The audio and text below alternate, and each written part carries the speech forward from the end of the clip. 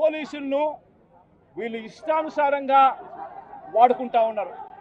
నేను ఇవాళ ఒకటే చెప్తా ఉన్నా, ప్రతి పోలీసు వ్యక్తికి కూడా చెప్తా ఉన్నా, మీ టోపీ మీద ఉన్న 3 సింహాలకు కనిపించే ఆ సింహాలకు సెల్యూట్ కొట్టడం మొదలుపెట్టండి.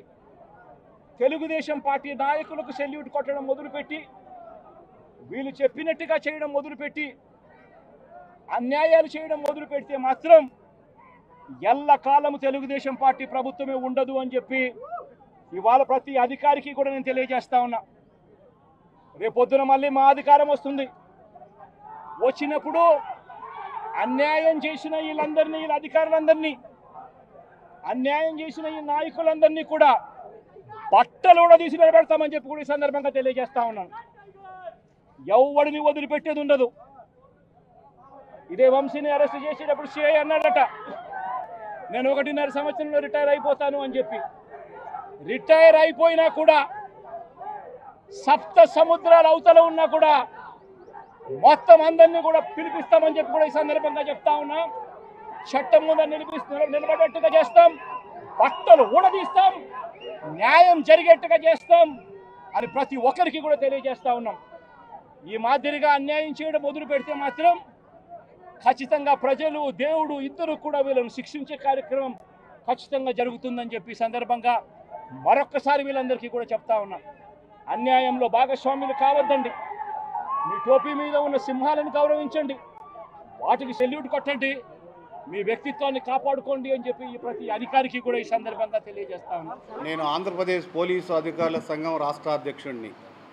ఈరోజు మాజీ ముఖ్యమంత్రి శ్రీ వైఎస్ జగన్మోహన్ రెడ్డి గారు పోలీసులను ఉద్దేశించి ప్రెస్ మీట్లో పోలీసులు రిటైర్డ్ అయిన తర్వాత కూడా బట్టలు కూడా తీసి నిలబెడతానని చెప్పేటటువంటి వ్యాఖ్యలను ఆంధ్రప్రదేశ్ పోలీస్ అధికారులను తీవ్రంగా పరిగణిస్తూ ఖండిస్తూ ఉన్నాం.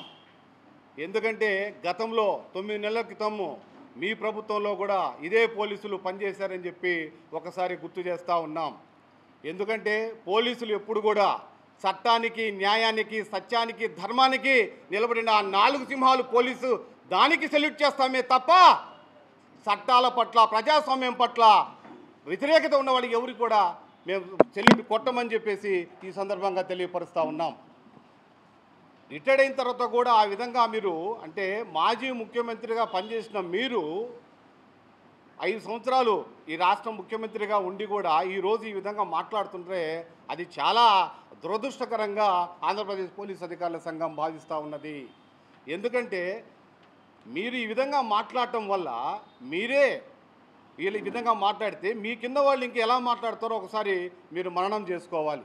అదేవిధంగా మీరు ఈ వ్యాఖ్యల పట్ల లాండ్ ఆర్డరు ఫెయిల్ అయిపోయిందని ఆ వ్యాఖ్యలన్నీ ప్రజల్లో తీసుకొస్తే మీరు ప్రజాస్వామ్యానికి, దీనికి ఏం సంకేతం ఇస్తున్నారో మాకు అర్థం కావట్లేదు. చాలా బాధగా ఉంది.